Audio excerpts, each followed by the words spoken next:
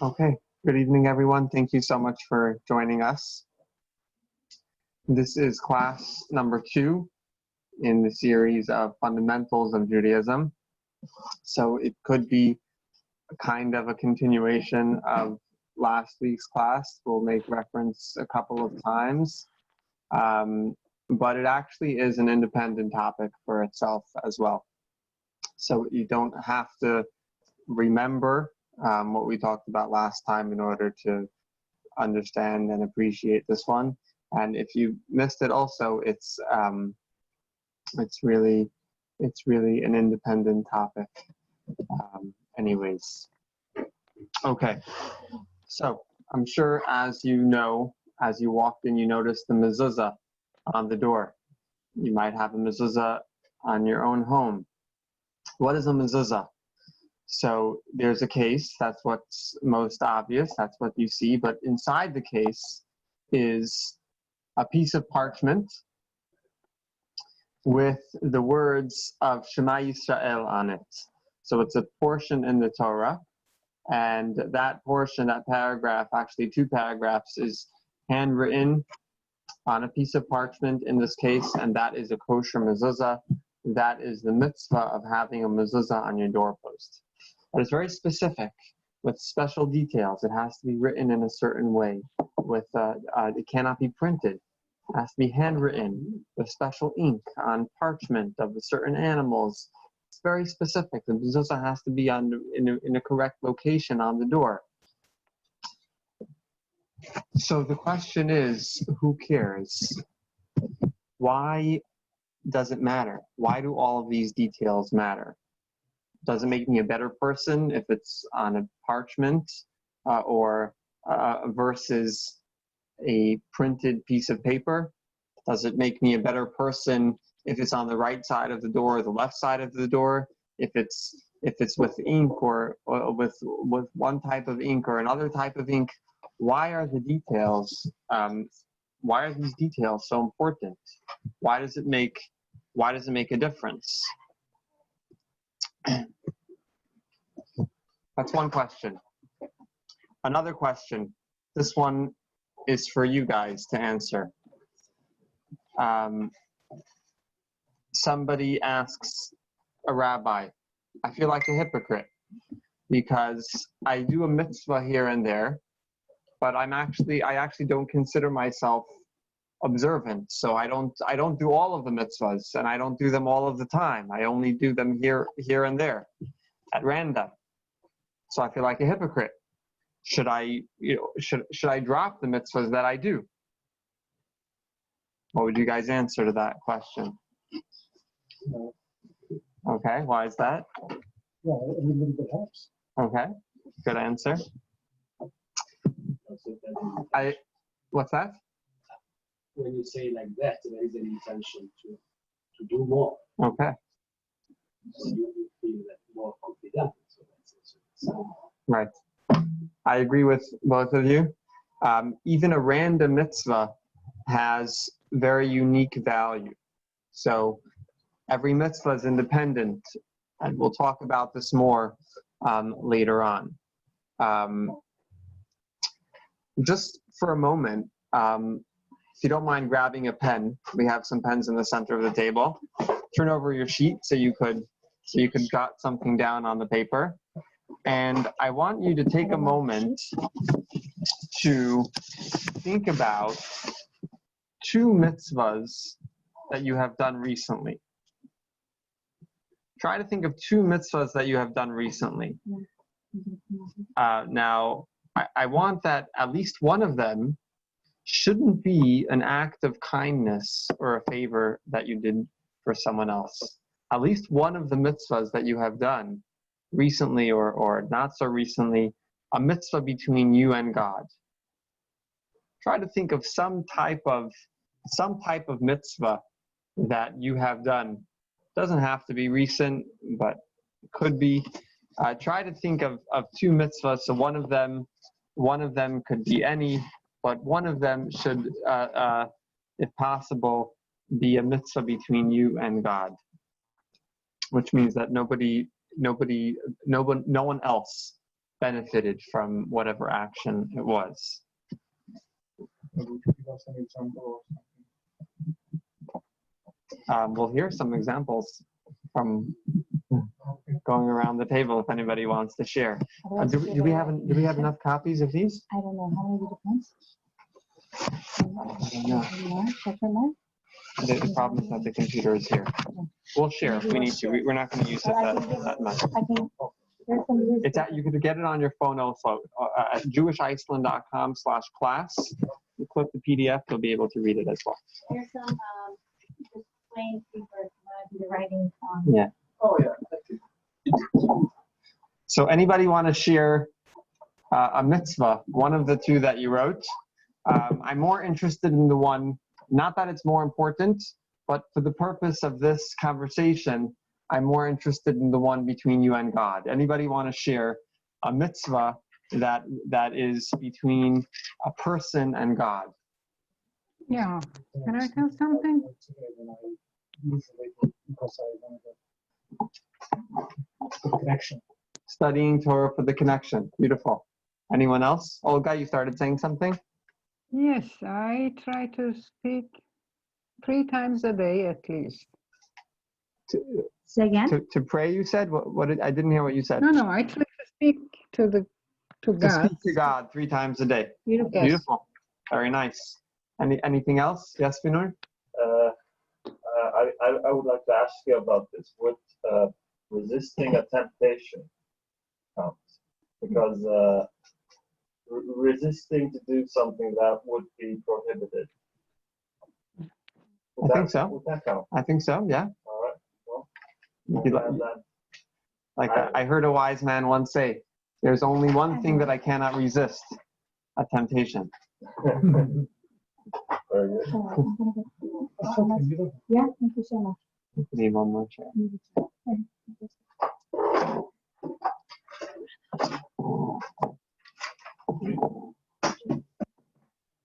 Hi, Angela.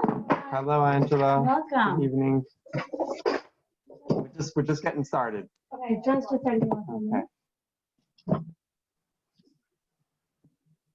Okay, now that we got a couple of mitzvahs that you guys shared, anybody want to share the motivation behind doing a mitzvah between yourself and God? What is the motivation? What is the reason why? What's inspiring you? What's motivating you to do a mitzvah between you and God? Anybody want to share? Deepen my relationship with God. Deepen your relationship? Okay. Not to create an unnecessary distance between oneself and God. Okay. The question I was just asked is something that you did, a mitzvah that was between you and God. That's basically what we just recapped. We're thinking about something that we did recently. Everyone, Yeah. sure. And the motivation, to try to understand the motivation behind, the possible motivation behind doing a mitzvah. Any other ideas?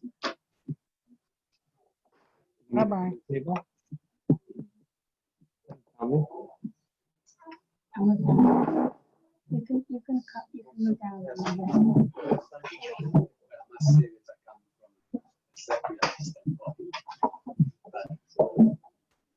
Now I related what I call it a Jewish standpoint. with what we discussed last time, which was also a sense of purpose.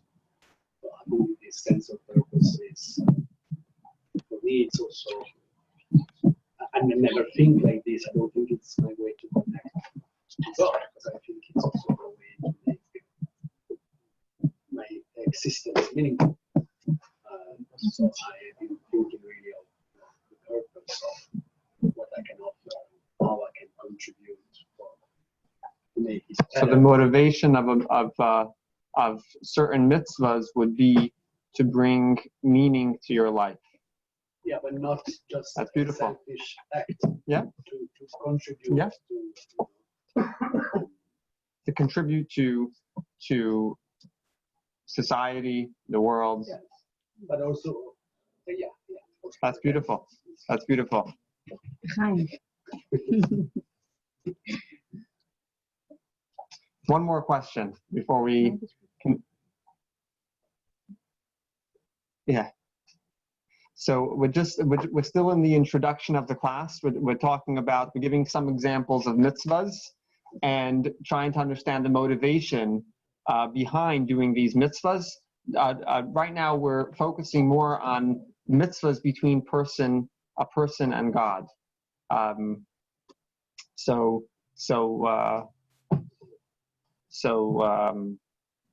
ask one more question that we could all think about, and then we'll continue the conversation.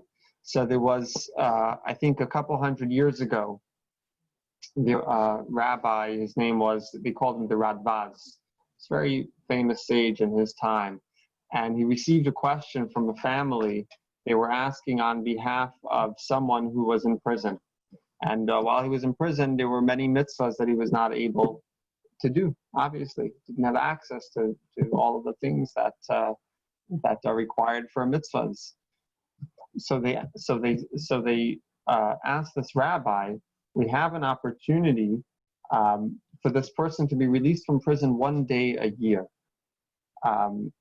So which day should we choose based on which mitzvah would be the most important for him to fulfill? Right? So imagine you're the rabbi, somebody comes to you and says, I have maybe one opportunity a year to do a mitzvah. Which mitzvah should I choose?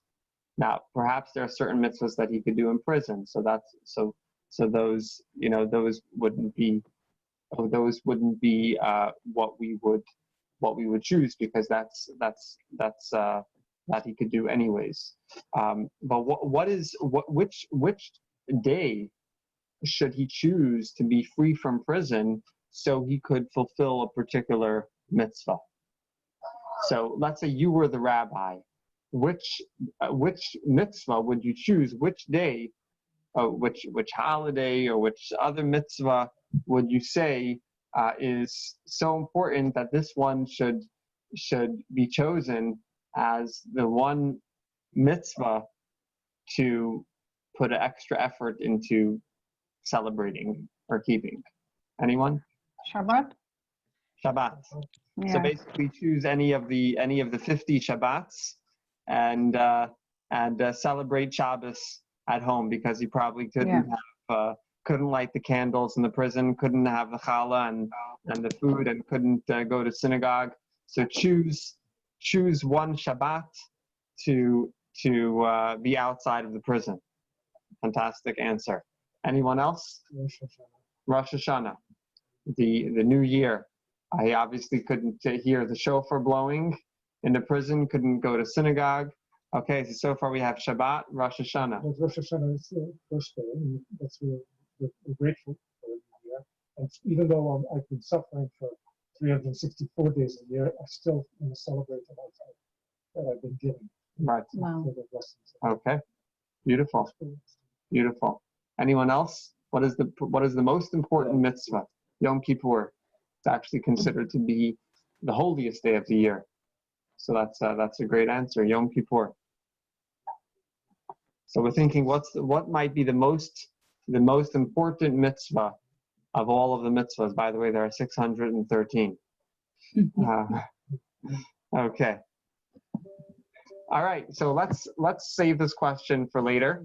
We're gonna get back to it, and let's talk about Jewish people fulfilling mitzvahs throughout our history.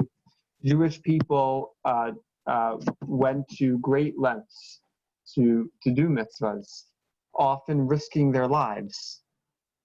So why were they doing this? Why were they risking their lives to do a mitzvah?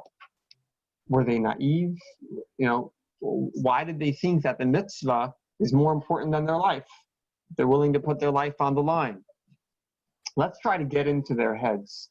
Let's try to climb into the heads of these Jewish people throughout our history, who would literally put a mitzvah before anything else. What is it about a mitzvah that they thought was so important? So some say it's tradition. tradition. Even if you don't understand why something is so important, it's tradition, we're going to do it. But then again, how did it start? Do I need to do everything that my grandmother did? Do I have to do everything that my grandfather did? No. of My course not. great-grandfather didn't No. drink Coke. No. But Oh. I think it is the direct connection with the God. With God. Yeah. Okay. I mean, nothing else. Just direct and pure connection. Beautiful. Beautiful. I like that. So what is it about mitzvahs in general that are so important? So I would like to, we were talking before about motivation for doing a mitzvah. We heard meaning, connection. I could think of a few more motivations. Mitzvahs could give us a certain sensitivity. It could make us more mindful. Different mitzvahs could have different positive effects on us. And some of you mentioned this, some of you hinted to this, and I'm sure many of you could relate to this. Different types of mitzvahs have a certain effect on us as people, makes us better people. Now, I'd like to look at the first two pieces of text that we have here. One is from Maimonides, and the other is from Nachmanides. They were both very great sages who lived about 1,000 years ago. And let's see what they say. What is it that they say about mitzvahs? Now, before we start, I want to in today's class, in today's conversation, I would like to explore three perspectives on what mitzvahs are all about. So this is going to be the first one.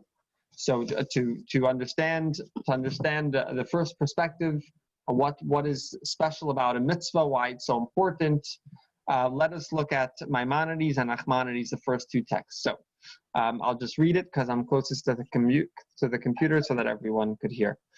Each of the 613 commandments exists either to communicate a correct opinion or to dismiss an unhealthy opinion, to communicate a rule of justice, or to ward off an injustice, to endow people with a noble moral quality, or to warn them against the negative moral quality. So this is what Maimonides says. All mitzvahs are, to share morals, and so on. Nachmanides, the second piece of text, the mitzvot were solely given to refine human beings. The mitzvot are not to benefit God. Their purpose is to benefit humankind, to keep us safe from harm, shield us from negative beliefs and base character traits, remind us of the miracles and wonders of the Creator, and help us know God. So both of these texts, Maimonides and Nachmanides, they're both following the same direction. And what they're basically saying is that mitzvah, any mitzvah that we do, any of the 613 mitzvahs are not for God. God doesn't need us to do the mitzvah, but rather God is giving us the mitzvah so that we could have personal benefit from it. So it could make us better people. It could give us better morals, better values, better mindsets. So in just one or two words, it's about the benefits, personal benefits from the mitzvah.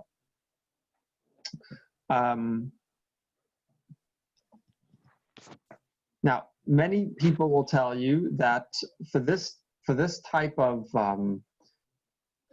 reason, you might not need mitzvahs, right? So to have correct morals, values, to become a better person, not necessarily do you need to do all these mitzvahs. Meditation might be good enough. Other things that are not mitzvahs might be good enough. So so why is it that there's like these 613 things that are considered mitzvahs and not, why is meditation not enough?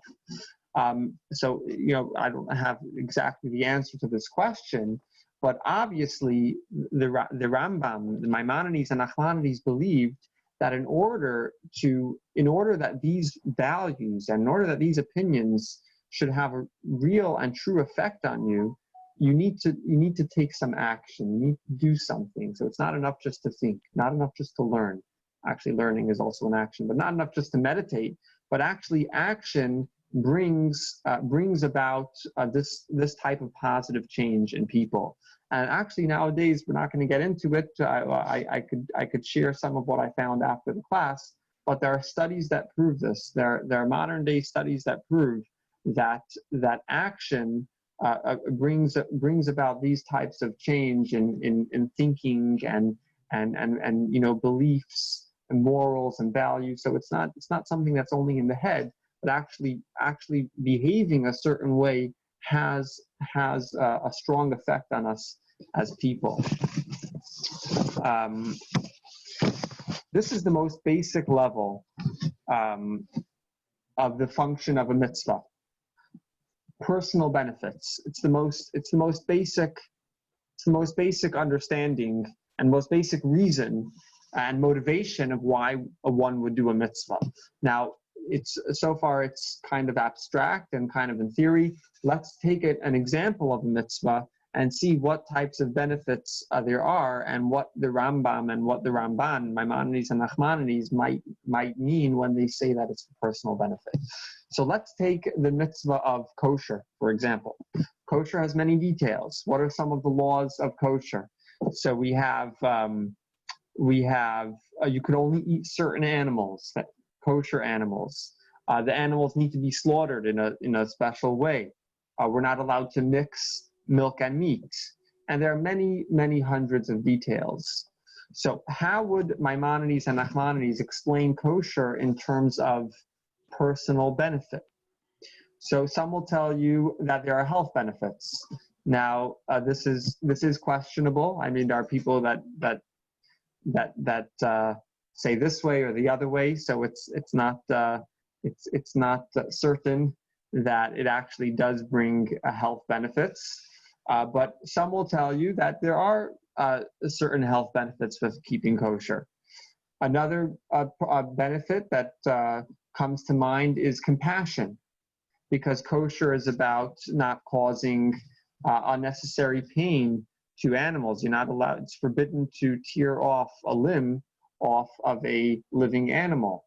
Kosher slaughter ensures, according to the Torah, that the animal suffers the least possible pain. The knife has to be perfectly straight without a single bump, because even a small blemish on the knife could cause unnecessary pain. Slaughtering it with a knife is the quickest way for the animal to lose its life. Again, not causing unnecessary pain. It's also forbidden to slaughter a mother and a child on the same day. So eating kosher and having a kosher diet could help us become more compassionate people, because there are so many parts of kosher that are about compassion. So perhaps this is a benefit of the mitzvah of kosher, that it makes us better people in that way. Self-discipline, right? When you know that you can't just have whatever you desire. So eating in general could be animalistic, and animals also eat. But when you have a kosher diet, it helps you become more disciplined as a person. And then it's not only about food in general. It makes you a more disciplined person in your whole life. So that's another benefit. Some might say spiritual awareness, when you know that everything is not about food and you can't just indulge in anything that you desire at any moment. It could lift you up in a certain way spiritually. Jewish identity. If somebody is keeping a kosher diet, they're reminded every single day or multiple times a day that they're Jewish. You know, it's a reminder. You're walking down the street and you know that you could only have lunch in certain places, or or you could only, so it gives you perhaps a stronger feeling and reminder of Jewish identity. So we don't know what Maimonides had in mind when he talked about personal benefits for the mitzvah of kosher, because he doesn't talk about each mitzvah in particular. But these are ideas that some of them are recorded, some of them have been shared by different people. Some of them, I'm sure we could come up with our own. But these are some personal benefits that we could think about in terms of the mitzvah of kosher. And the mitzvah of kosher is an example. And in every mitzvah, we could find personal benefits. So again, we don't know what Maimonides had in mind. Maybe it was one of these. Maybe it was a combination of these. Maybe it was none of these, and he had something else. But this is the basic function of a mitzvah. Why do we do a mitzvah? Because it gives us personal benefit. So it's not for God, but it's for us to have the opportunity to become better people. Make sense? Any comments? Any questions? Any arguments? Please. In Genesis 6:6, it says that God agreed that he made man and came into his heart. Okay. So that's because of the way people were behaving. They were not behaving well, as the time of Noah. Right. So if we behave well, it pleases God. It does have an effect. It's, as you said, it's not, God doesn't actually need it, but he wants it. Okay. That's what I was. Okay. So far, we only reached level 1, the most basic function of a mitzvah, and we're gonna get further, and we're gonna get deeper, and I think we're going to touch upon what you're saying. Any other?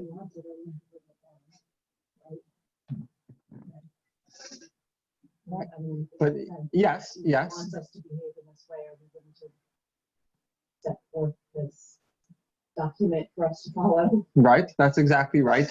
But according to Maimonides, I think Maimonides would argue that God wrote it down into the Torah for us to do, not because he needs it, but because it would be a favor to us, so that we could become better people. Right. Right. He has to behave this way, but he wants us to. Right. Yeah. Don't need much of this the way their boys that I want them to. Well, you would have a okay. It would be easier for you. Probably it would be easier for me if my kids would clean it. Okay. Oh, it'd be easier if you did it yourself. Yeah. But I know what you mean. I want them to learn, and Right. yeah, Okay. for them. Okay. So that's exactly what Maimonides is saying. Saying God could have organized these mitzvahs. If he wanted certain things to get done, he could have organized it himself. But here, this is not about God. It's about us. He's giving us the opportunity to work on ourselves and to become better people. Great example. And it's also to help us know God. I mean, why would we want to know God, right? So we can have a more intimate relationship with God. And that's in any relationship that requires, a reciprocal relationship. Okay. And so we're both having a good time. Okay. So let's get to the second level of the a little bit deeper. What's the purpose and what's the function of a mitzvah? And this will take us in the direction of what Paul was saying, and I think what Finu or maybe some other of you were alluding to in the beginning as well. So let's look at the third paragraph And this is from Psalms, from the book of Tehillim, chapter 42. And the Psalms was written, of course, by King David. The book of Psalms, Tehillim. David HaMelech. And we don't have the Hebrew here. The Hebrew is very beautiful, but in order for everyone to understand, we have it in English, but it's actually very, very powerful words in the original Hebrew. As the deer longs for streams of water, so I long for you, O God. I thirst for God, the living God. When can I come and appear in God's presence? Now, many people are uncomfortable to talk about God. And I'm talking even about people who consider themselves observant Jews or religious Jews, whatever you want to call them. Many people are uncomfortable to talk about God because God is not tangible, too abstract. It makes you uncomfortable. Some people are troubled with the whole concept of God because perhaps they understand religion to be hostile to science, or they don't like the idea of blind faith, or a religion perhaps, or people have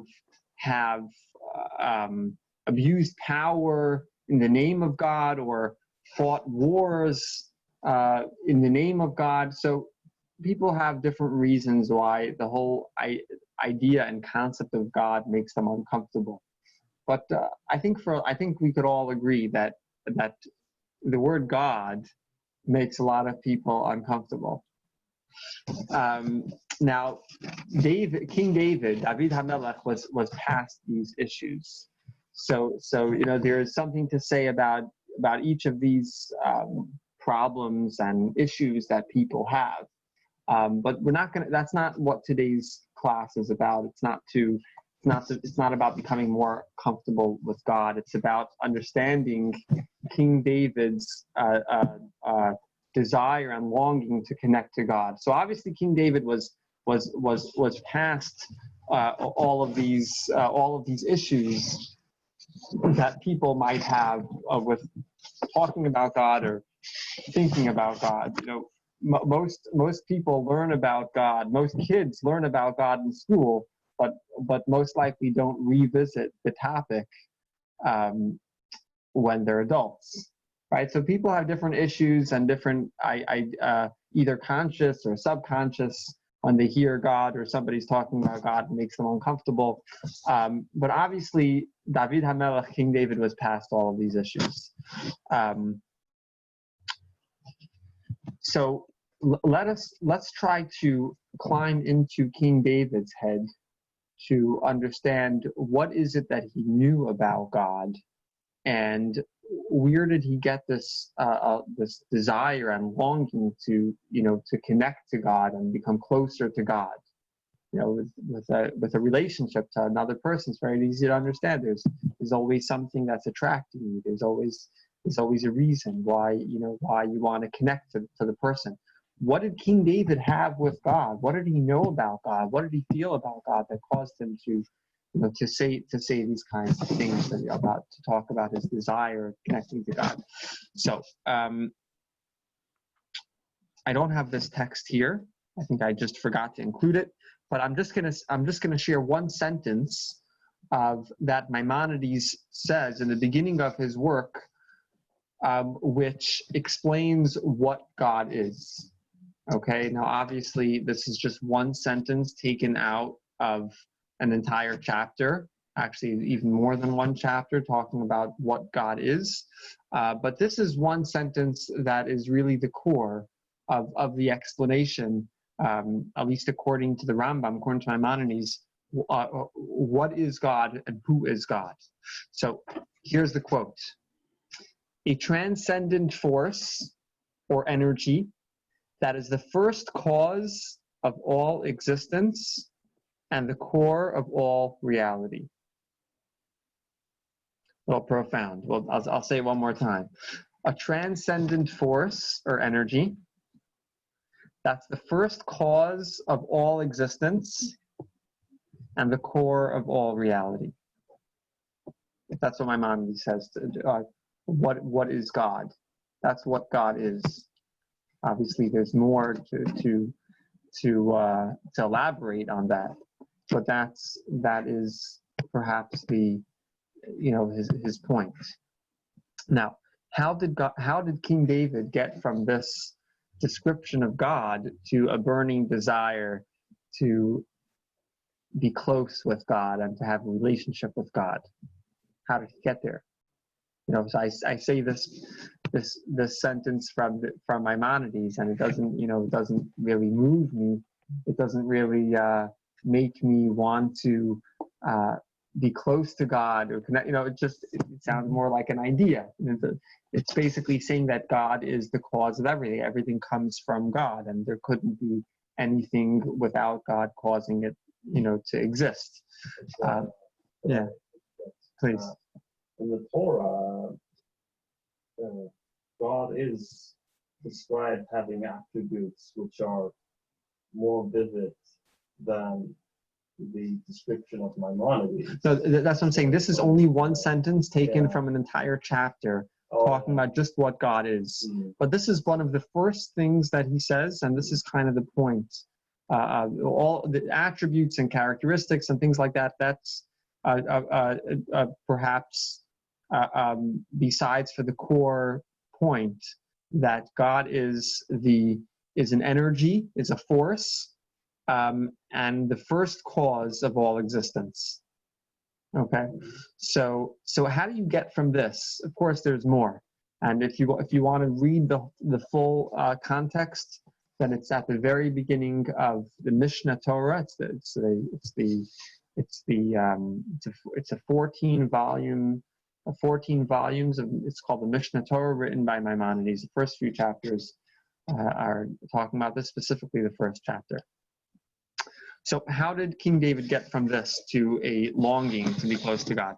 So we're going to look at Maimonides. This is the fourth piece on our sheets, and it's actually chapter 2 in the whole book. Chapter 2. Okay, so let's read it. When we contemplate God's great and wondrous creations and perceive thereby his infinite wisdom that surpasses all comparison, we will immediately love, praise, and acclaim God, and we will yearn with tremendous desire to know him.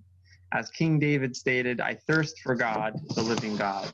So basically what Maimonides is saying, you look at the world around you, and I think Iceland gives us more than other places. You look at the world around you, and the world is inspiring.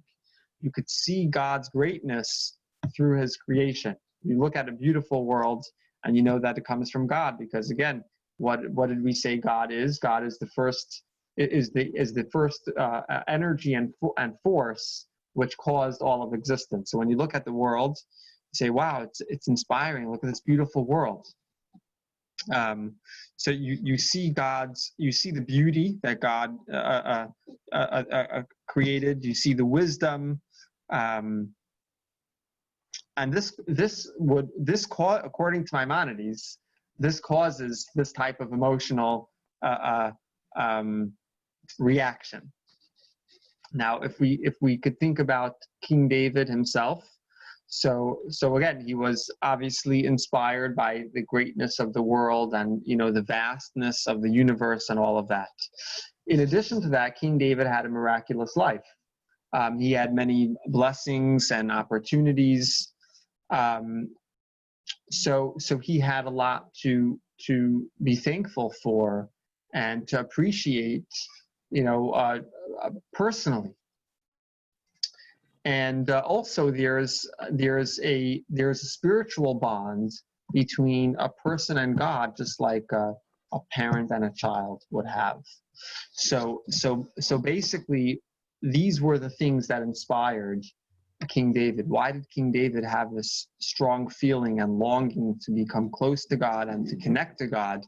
Because as Maimonides said, he was inspired by the world, inspired by by the great and wondrous creation or creations, right? And besides for that, so this is what Maimonides says, but besides for that, thinking about trying to climb into King David's head, what was he thinking? I'm pretty confident that he was able to recognize and appreciate the special, miracles and blessings that he experienced in his life. So that explains perhaps King David's longing and desire for the connection. But now the question is, how could one relate to God? Okay. When it comes to relationship between two people, you could always find common ground. There's always something that, or many things that you have in common, and you could connect on those levels, whatever it might be. How do you connect to God? God is what do we have in common with God? So I'd like to read a story, actually a news piece, which is a story from USA Today, published on the 8th of April, 2015. Okay, you can see it at the end of the first column on your pages. 13-year-old golfer Ethan Couch wished in the hospital 2 years ago to go to the Masters. After his parents noticed that Couch was suffering from strange symptoms, tests revealed that he had tectal glioma. I don't know if I'm pronouncing that correctly. And there was a benign but inoperable tumor in his brain. On Wednesday, Couch's wish will come true.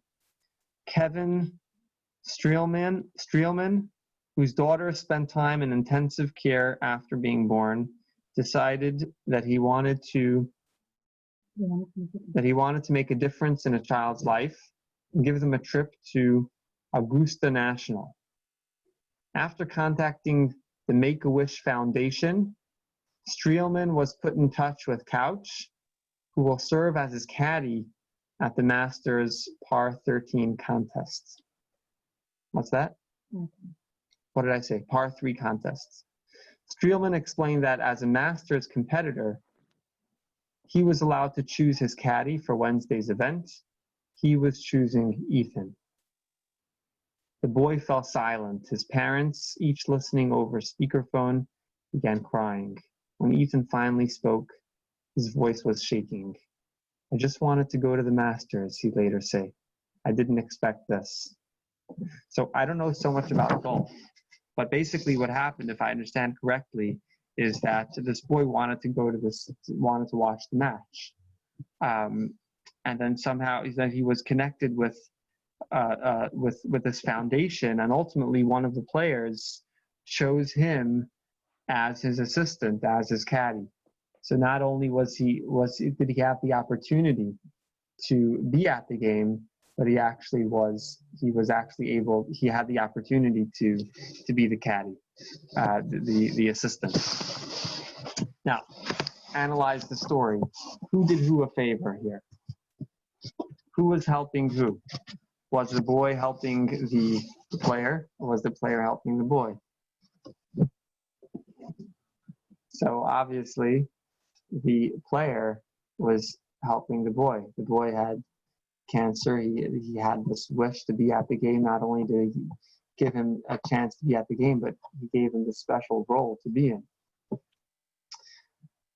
So the player created a connection with the child by asking him to do an act of service. So before he was invited to the game, there was no connection between this famous player and the child. Even if he would come to the game, there would be no personal connection between the player and the child. When he asked him to be his caddy, and he asked him to do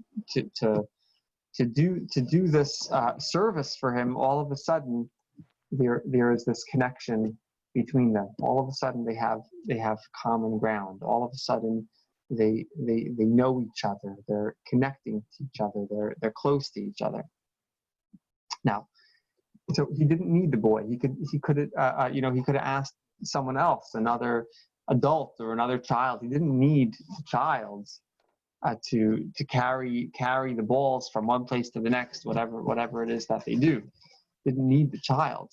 But once the game started, couldn't manage without him. Right? So first he was doing a favor to the child, giving that child the opportunity. Once the game started, now he actually needs the child as well. And the same thing is with God. God didn't need us for anything. This is the second motivation behind a mitzvah, the second level of mitzvahs. What is the purpose of a mitzvah? So again, it's not for God. God doesn't need us for anything. He just chose to have a relationship with us. How do we relate to God? How does the child relate to the player? So by God giving us something to do, asking us to do a certain service for him, he created this relationship with us. Now there's this connection. Now there's this common ground. Now there's this something that we could connect with. Now, God doesn't need us for anything. He only gave us the opportunity to have this relationship. But once the game of life begins, then God actually does need us. Now, let us to see this in the text. Let us look at the next paragraph, which it was written by Rabbi Yosef Yitzchak Schneerson in a book called Hayom Yom. So it says like this in the text: the word mitzvah is related to the Aramaic word tzavta. Aramaic is the language of the Talmud, by the way, which means connection. So the word mitzvah comes from the word tzavta, which means connection. One who performs a mitzvah connects with God, the issuer of the commandments. This is the meaning of the Mishnaic phrase, ethics of the fathers. The reward of a mitzvah is the mitzvah. The reward of the mitzvah is the connection. It generates with God who issued the commandments. So often people talk about, even the Torah talks about reward for a mitzvah. You do a mitzvah, you do what God wants, God will reward you.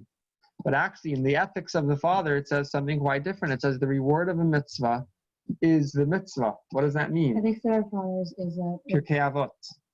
Ethics of our fathers from the Mishnah. What does it mean that the reward of a mitzvah is the mitzvah? Based on this explanation that a mitzvah is a connection, like the word savta, connection, now it makes a lot of sense. The reward of the mitzvah is the mitzvah because now through the mitzvah you have the connection. So that's how the mitzvah is the act and it is the reward. So mitzvah is often translated as good deed or commandment, and that's true. But on a deeper level, it means connection.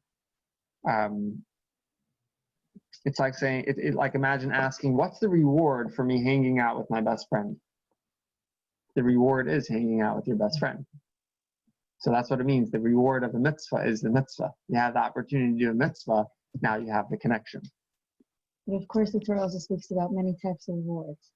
Like Yes, and there are and that was perhaps the first level, personal benefit, Exactly. and there are certain types of rewards that are on a different type of reward, physical reward or things like that.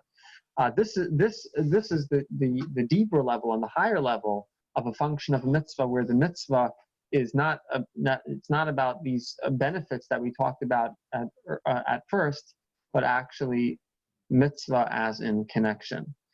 This is why we don't decide what mitzvahs are, right? Say, I recycle. I'm a good person. That's a mitzvah. Yeah, it actually is a mitzvah to recycle. So that's not a good example. But I meditate. I'm a good person. Mitzvah. Yeah, maybe. In certain ways. Certain meditation. It's not exactly a mitzvah. Right. But that's not what a mitzvah is. Yeah, it could bring personal benefits. But according to this, that's not a mitzvah. We can't decide what is going to what is going to be the common ground between us and God. If you're going to talk about a connection, if you're going to talk about God giving us an opportunity to connect with Him, then it has to be that God is choosing what the mitzvahs are. So that's why we don't choose. According to this, we don't choose what the mitzvahs are. God chooses what the mitzvahs are. It's like a relationship between two people or two spouses. You're going to say, I am going to deliver flowers to my spouse because I'm a good person and I'm going to do something good. But what if your spouse doesn't appreciate flowers? So that you're not really doing anything to advance the relationship or to deepen the relationship. Say, I'm going to get my spouse the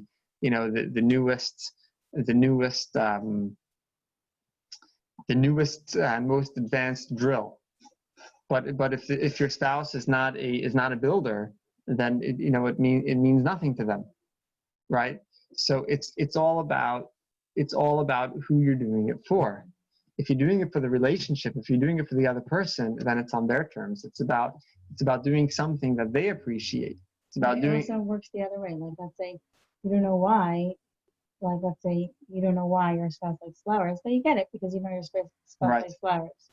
Exactly. Or like when we were kids, we would always buy my mother for her birthday like our favorite thing.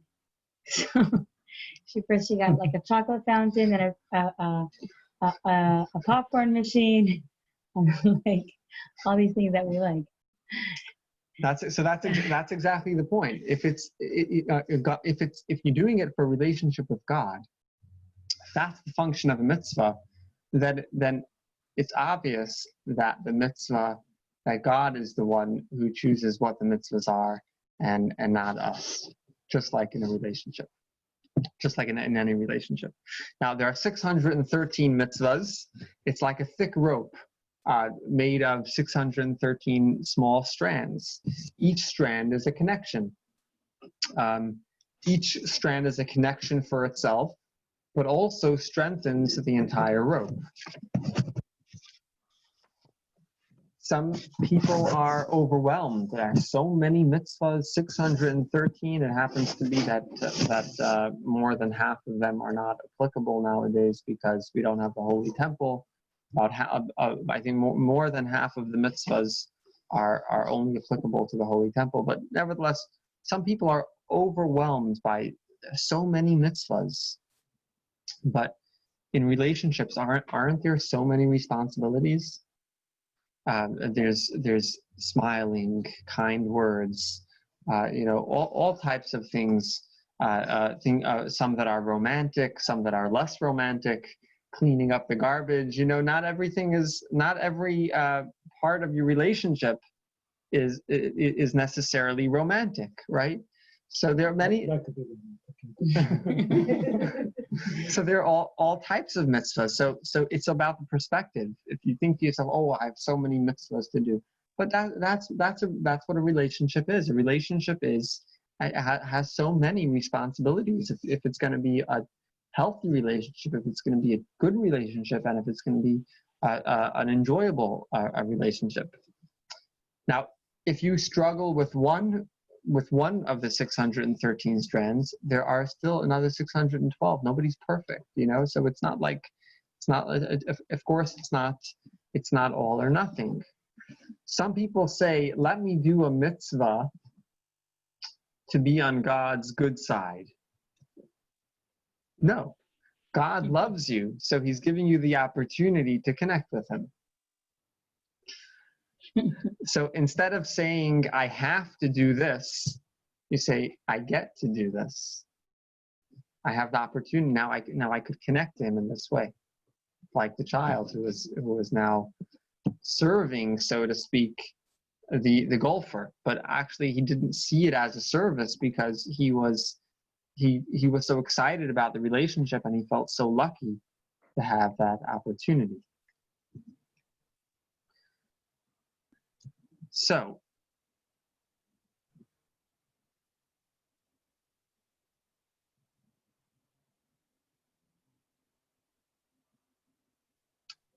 remember the question I asked you about somebody was in prison, which is the most important mitzvah? When should he come out of prison to do that mitzvah?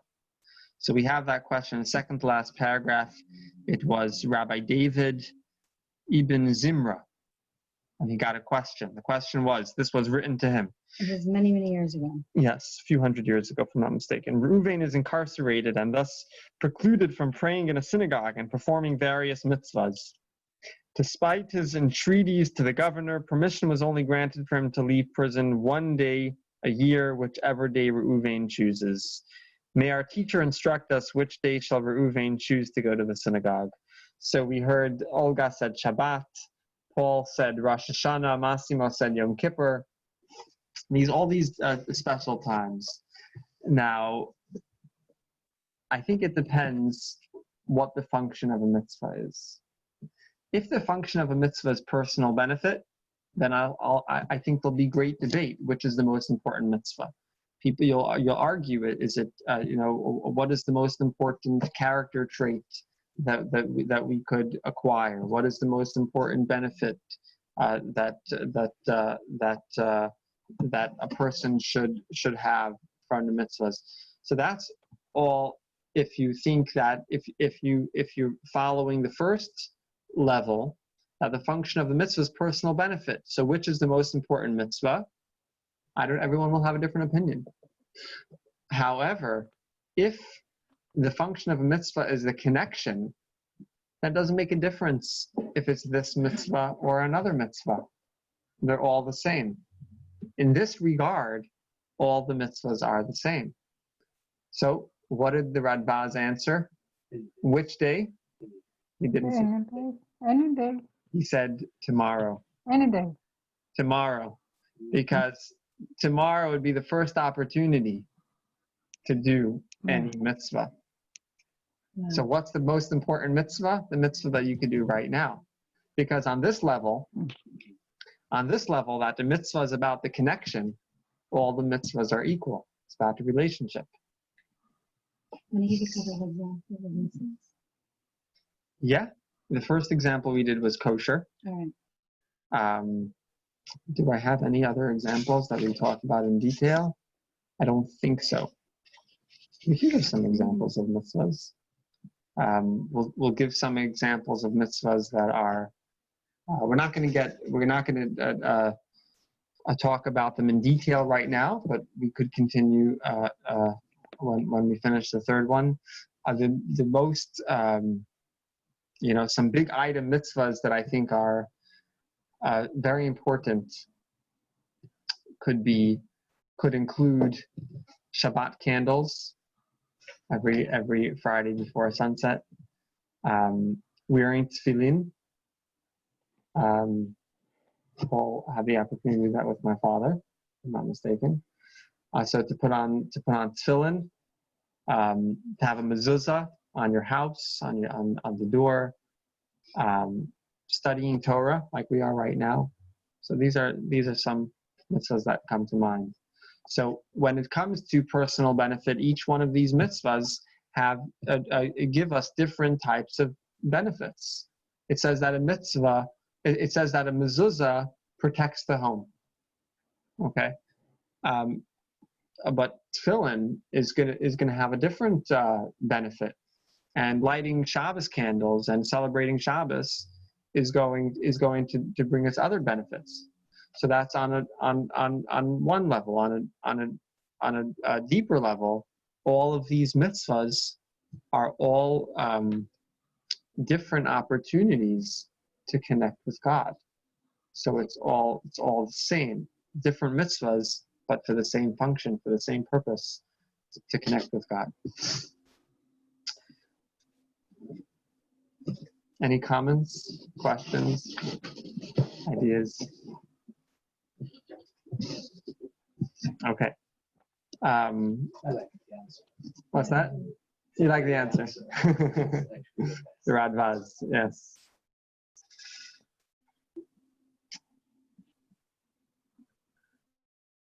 Okay, so in last week's class, and you don't have to remember last week's class, and it's okay if you missed last week's class, you can still understand what we're going to talk about now. But what we mentioned last week was the importance of purpose versus meaning. What we talked about was that meaning is sometimes or often a feel-good thing. I want to feel like I have a meaningful life. I want to feel meaningful. At least that was the definition that we were giving in order to make the contrast and to understand what the word purpose means. Purpose is not about you. It's about the purpose. So the purpose comes first, and then comes you. And, to fulfill the purpose or to take part in it or to think about it, whatever it might be. So to connect to talk about these first two functions of a mitzvah, I think they would both fall under the category of meaning, right? If you have personal benefit, it brings certain meaning to your life. It makes you a better person. You feel good about the impact that it's having on you. You feel good about the benefit that's coming your way. Also, the second level, where it's about connecting to God, that feels good. It feels good. I have a connection to God. It's for different people might feel different things. For one person, it might be a certain security. I feel like I have a God. Some people might feel like, wow, it's so special to be able to connect to God, who is infinite. Because different people might have different feelings, but it is also a feel-good thing. The third level of the function of a mitzvah is going to be the purpose, meaning to say, not about us, but about God. And this is what I was saying before, that once the game of life starts, God needs us.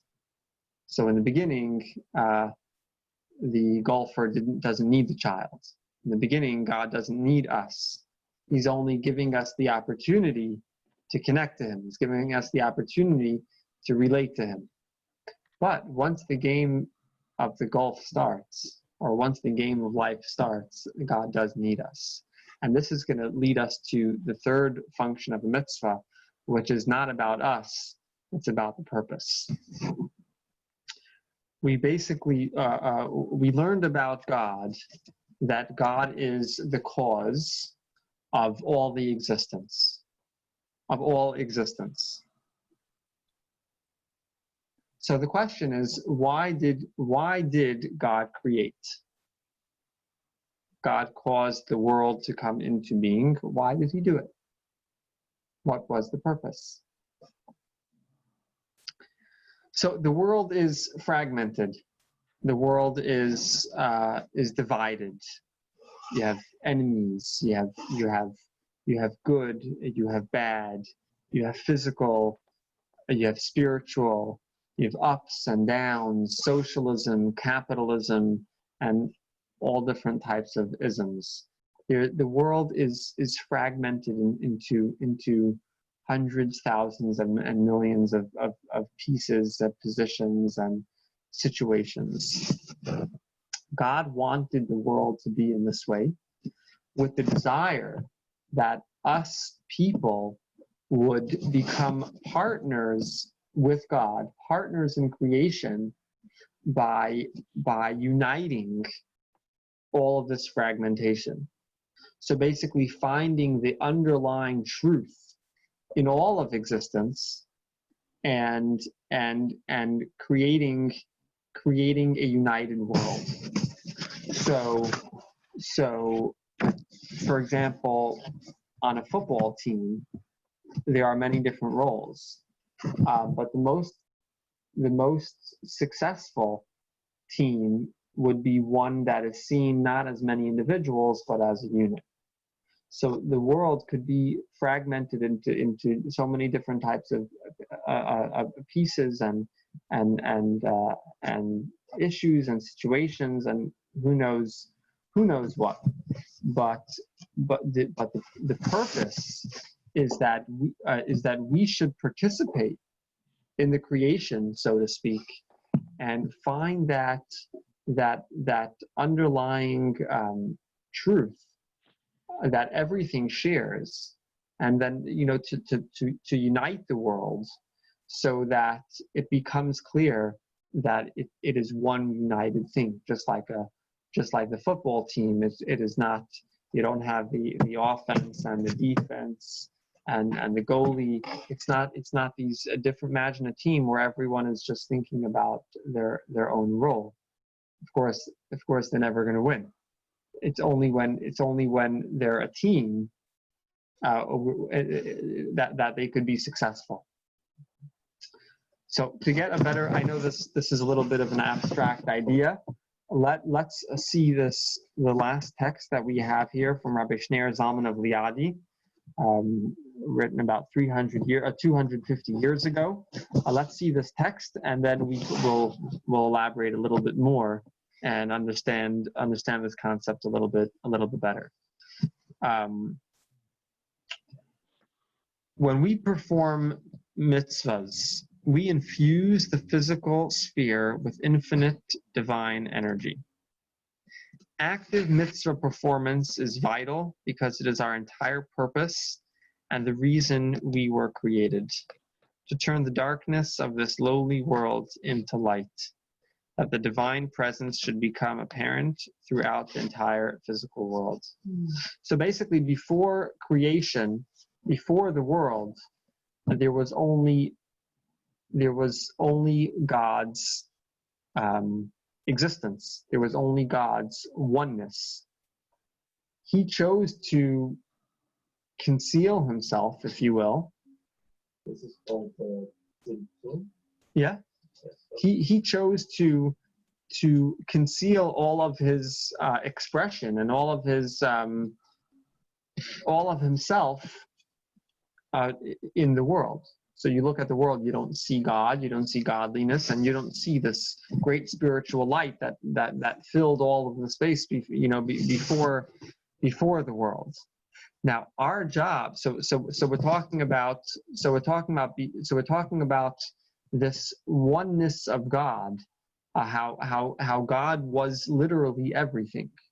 God was literally everything. God was the only existence, and revealed, clear existence, and then God kind of hid himself, if you will. What is our job? Our job is to reveal this oneness, to reveal how every part of the world is in fact a reflection of God, and that all of existence, everything in this world, is a part of his plan. So to understand, to understand this a little bit better, think about electricity. Maybe Mike could explain this. Mike could explain this a little bit also. You need a conductor, right? What's a conductor? But what is the function of the conductor? Oh, so you could have the ability for electric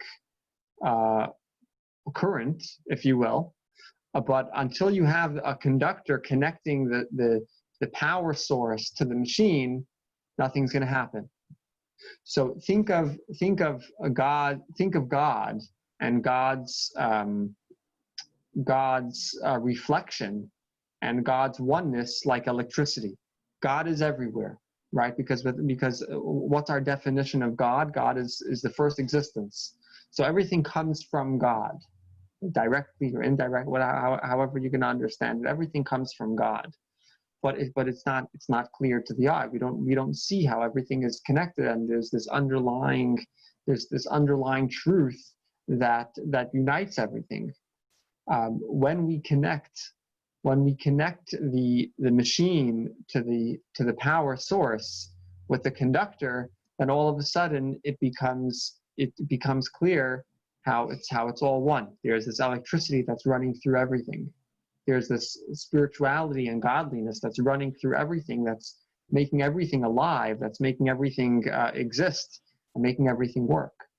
So that's what a mitzvah is. When you do a mitzvah, the mitzvah is the conductor. What you're basically doing is attaching that physical item that you're using to the power source, which in this example is the godliness or spirituality that is giving life and existence to everything in the world. So say, for example, you're lighting Shabbos candles. What you're basically doing is bringing the spirituality and bringing the godliness into the wax of the candle. So when you light the Shabbos candles, what's happening? You're basically revealing how the physical candle is a part of this. It has this underlying truth in it, has this godliness in it. It's part of the bigger picture. It's part of the bigger plan. It has the same spark of truth that so many other things have. And every time we do a mitzvah with another physical object, we're bringing another conductor into another place, another conductor into another machine, or to another part of the building, or to another to another space. Purpose. Yeah, exactly. Yeah. And so this is the purpose of the world. So this is not about us. We talked about personal benefit, and we talked about relationship. This is for us to have relationship, for us to have personal benefit. This is not about us. This is about the purpose of the world. The purpose of the world in the Jewish view is to become partners in creation, partners with God, so to speak, by taking a fragmented world and revealing the underlying truth that unites us and reveals how it's all the same team. It's all one large unit with many components. So basically revealing how all of these components are part of one thing. How do we do that? By revealing the same truth and the same godliness, if you will, that lies in literally everything.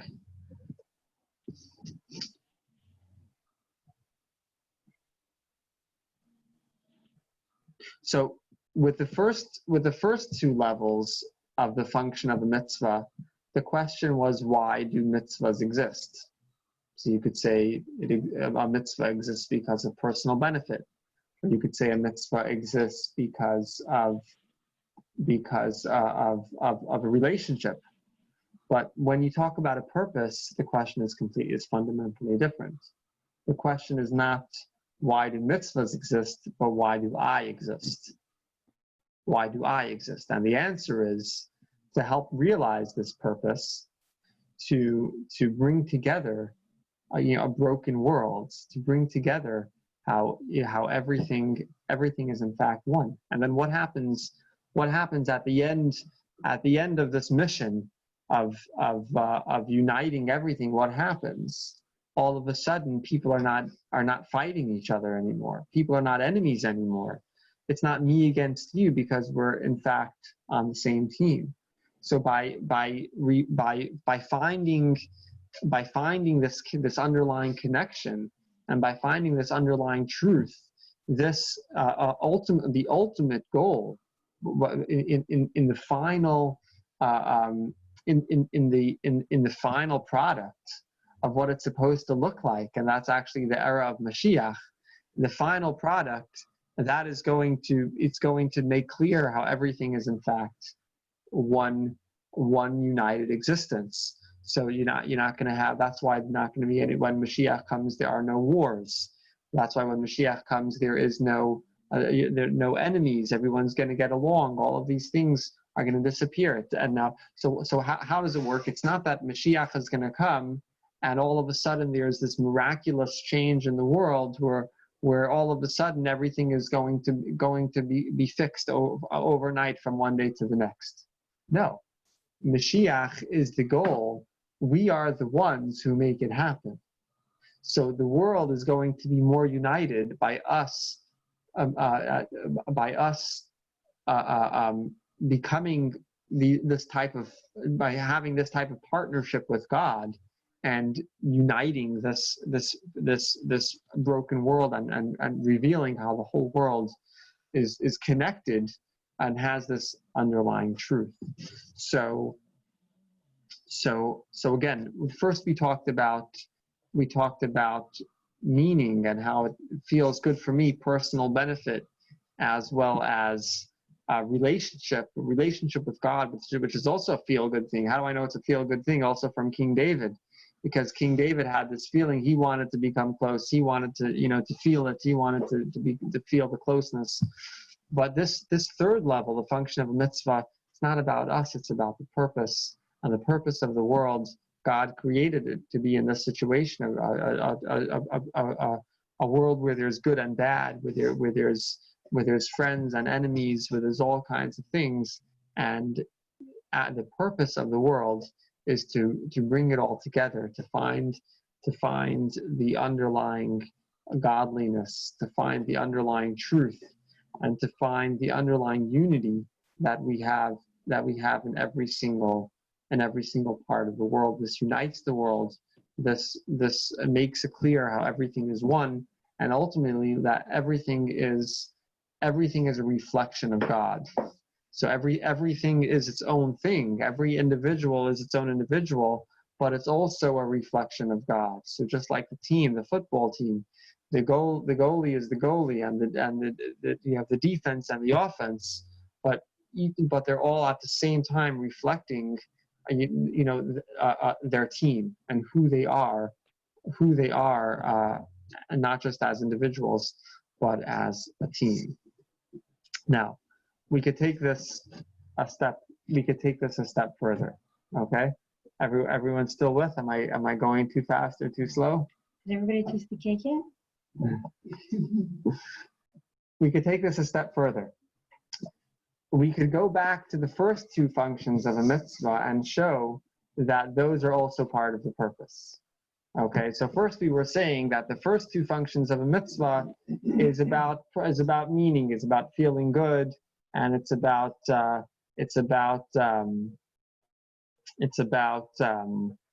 enjoying the benefit and enjoying the relationship that we have with God. But actually, now that we learned the third function of a mitzvah, which is the deepest and highest level, the deepest level of a mitzvah, now we can go back to the first two and see how those two could also be part of the purpose. How so? So when it comes to personal benefit, there are two ways to look at it. Either you could say, I want to have these benefits because I want to have them. They're benefits. I want it. Or you could say, I want these benefits. I want to become a more refined person. I want to become a more compassionate person, not for myself, but for the greater purpose of revealing how myself, I am a reflection of God. I'm part of this world. I'm one of many pieces in this world that needs to be refined and revealed. How I too am part of this one united picture where everything has has this electricity running through it. So when it comes to self-benefit, either I could say it's about myself. I feel good knowing that I'm a compassionate person. I feel good knowing that I'm a refined person. That's one way to look at it. That's from the meaning point of view. From the purpose point of view, I could say this: for me to have these benefits is part of the purpose, because it's not just about revealing in the candles that the candles are have this electricity, this underlying spirituality in it. It's also about revealing it within myself. So if you're doing it for the purpose, then even if you're doing it, so it's possible that the personal benefit also has a place in the general purpose of the world. The same thing is with the second function of a mitzvah. We said the second function of a mitzvah is about having a relationship with God. There are two ways to look at it. Either you could say it feels good for me to know that I have a close, or to feel that I have a close connection to God and that I could relate to Him. That's one way to look at it from a self point of view. And I'm not saying it in a bad way. Or you could say, I want to have this relationship with God because, again, that's part of the purpose. The purpose is to reveal the unity in everything, to reveal the reflection of God in everything. What greater way is there to reveal God's reflection in me than having this relationship with Him?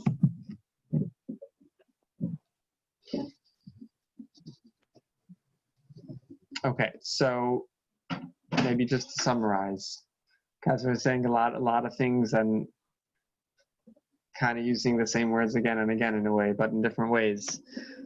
So to summarize, there are three functions of a mitzvah.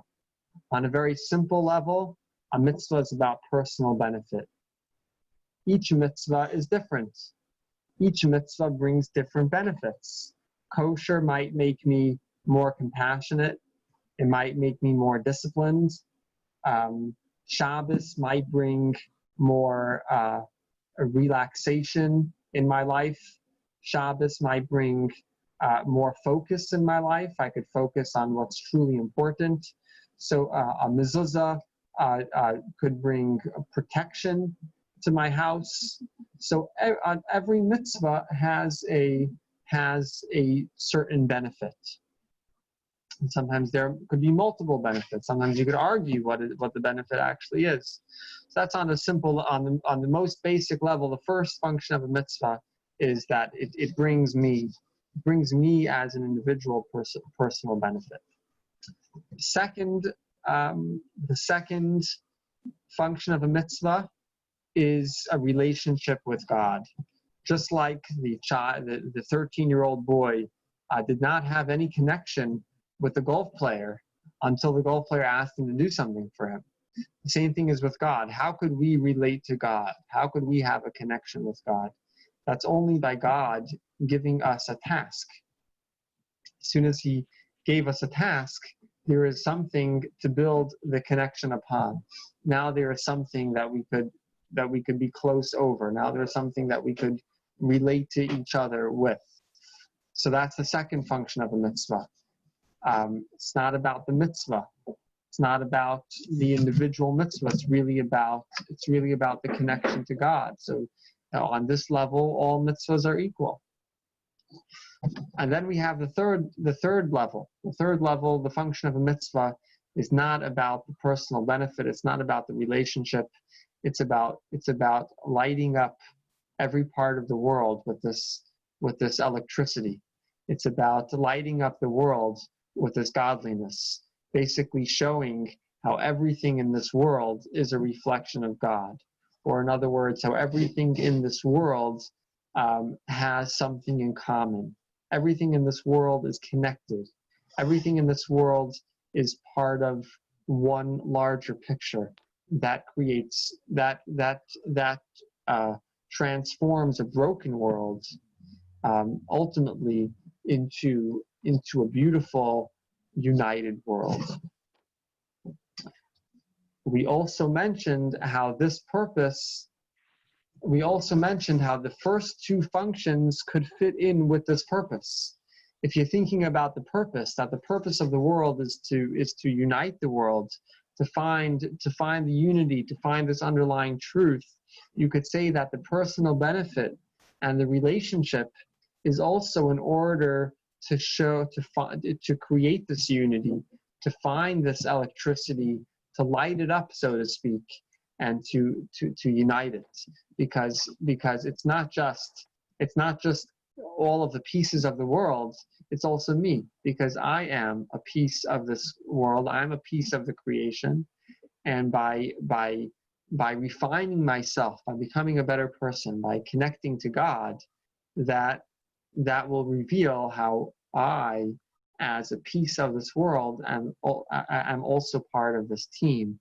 I'm also part of this one united picture. So based on And looking at that in our own unique way, and looking at the content that's is first to be fruitful, multiply, and then become lords of creation.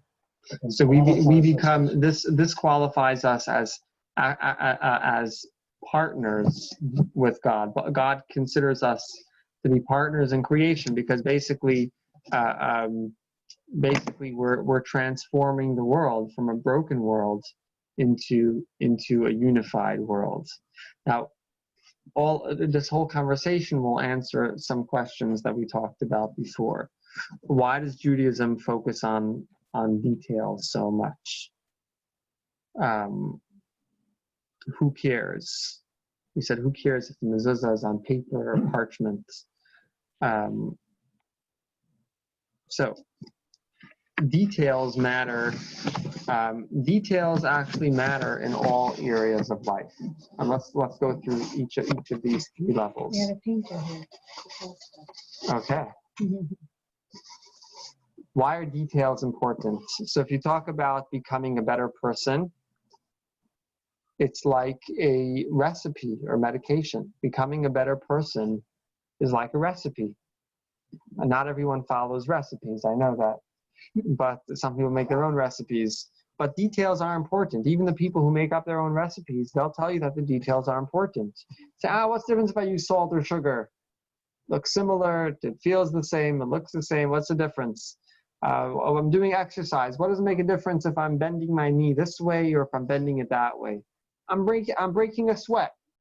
I'm working out my muscle. Why does it make a difference if I do it exactly this way or that way? Obviously, that's not true. The details matter. When it comes to becoming a better person, it's like a recipe. On the next level, connection. Having a connection with another person, a relationship. Details are important. Why? Because details show that you care. If you care about the other, then you'll know what makes them happy. You'll know what bothers them, and most of the time they're very small things. If you're interested in the relationship, you'll make sure that even very small details will be to their liking. And that expresses your love for the other person. On the third level, the third level was about revealing how everything is united and that God's reflection is in everything. Why are details important? Just like an architect, Massimo could tell us about this. He won't let you change part of the design. When you built the whole. Rabbi hasn't had a conversation. You build the whole. You build a masterpiece. You can't come and say, "Oh, we have to change this wall, change that room." Doesn't work. It's a piece of art. You can't come and start. Maybe I'm wrong. I don't know. But... Correctly, in architecture, we say God is in the details. Okay. That's great. That's great. Missing details. I'll tell you. You could change the design. But it's about the change. That's You gonna could change change. the You could design. change the design, but then it's not gonna. It's not gonna fulfill the ultimate. It's not gonna fit the ultimate vision. There's a certain vision when you sit down to create a piece of architecture, when you draw it. There's a certain vision, and if something is going to be missing or something is going to be changed, the vision is not going to be complete, no matter how good it is. The vision is not going to be complete. Now And- don't get me started with this. But I think that vision also partnership. Okay. I think it has to become our vision, because otherwise I think it's an imposition from. I think the good designer is the one that is co-design. We have a very humble architect with us. No, but it's true. I mean, Okay, fair I enough. believe in, that I always say that there is no good architecture, but there are good people who can make the good Okay. architecture. You need a good constructor, a good builder, a good electrician, a good painter, a good client. Right. Because if one of these Cooperation. is not really part of the team, then the architecture Right. falls apart. So I think the bottom line is that certainly once it's complete, once the vision is complete, the details really matter. The details really matter. It's all about So- the police and So it's still about the details, even if it's about a grand purpose for the whole world. It's about the details. It's about the details, and the details are the most important. Can I steal that with one line? Yeah. Because continuing the metaphor of architecture, the detail in architecture literally means how you put things together. So the detail is not just, it's about the relationship of different things. So you would make a detail and not just a table.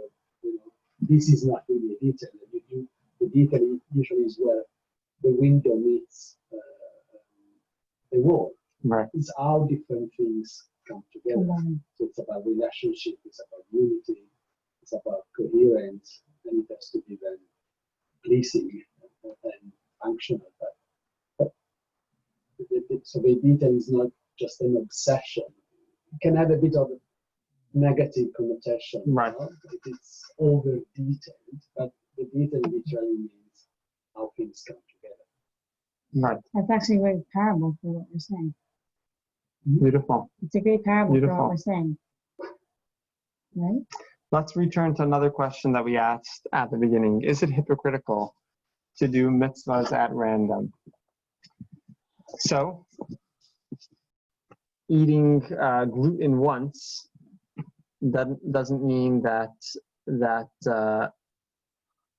it doesn't mean that it's a waste to continue staying off of it if it's bad for you, right?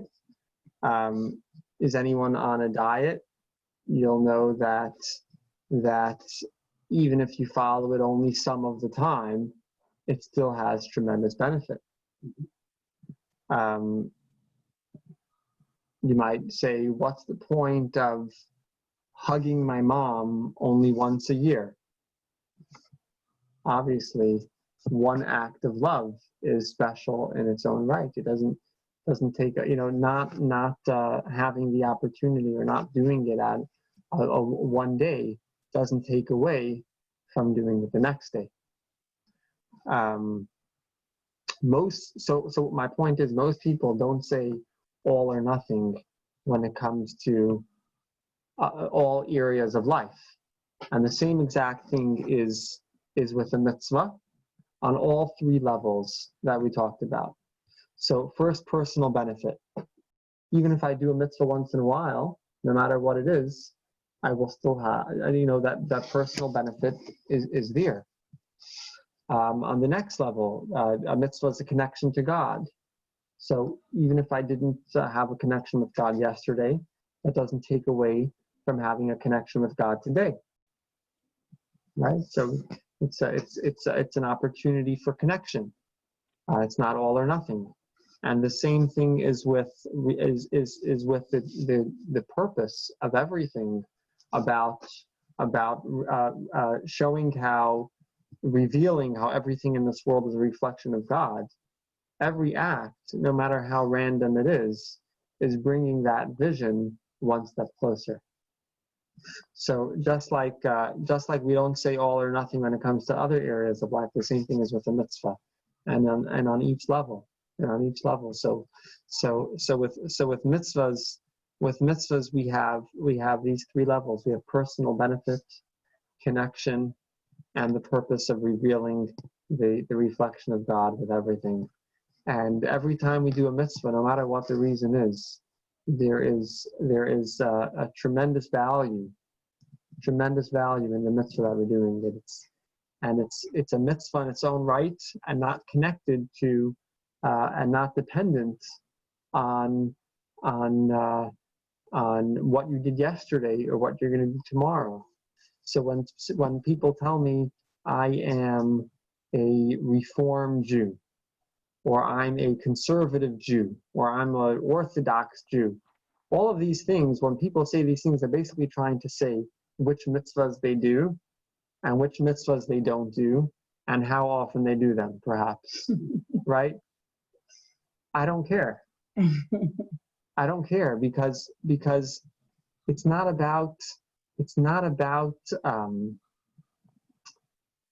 all or nothing. And whether you do a mitzvah today is not connected or dependent on what's going to happen tomorrow or what happened yesterday. So it's really about you, the mitzvah, and God, the personal benefit, the connection, and the purpose of the world. So that's the only thing that I find important. So you're Jewish, I'm Jewish, and we have these beautiful mitzvahs that we could do as often as we could, whenever we have the chance, and there are always opportunities around. And whatever you're feeling that day, if you're feeling about yourself, that I should have a personal benefit, or you're feeling about having a connection with God, or if you're feeling about making the world a better place, whatever the reason is, your mitzvah has tremendous value and you're making a tremendous impact. Fine.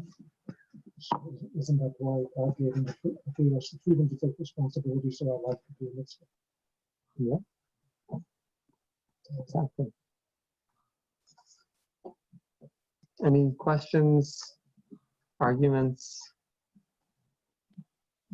No, thank you. That was Thank you, very Olga. useful. I hope it wasn't too long. I see it's I already learned, 9:45. I'm learning a lot. Thank you. Olga, this Okay. is very special because I know that usually you don't stay up this late. Oh, I'm so sorry. No, we're so honored to have you this hour. I'm very lucky.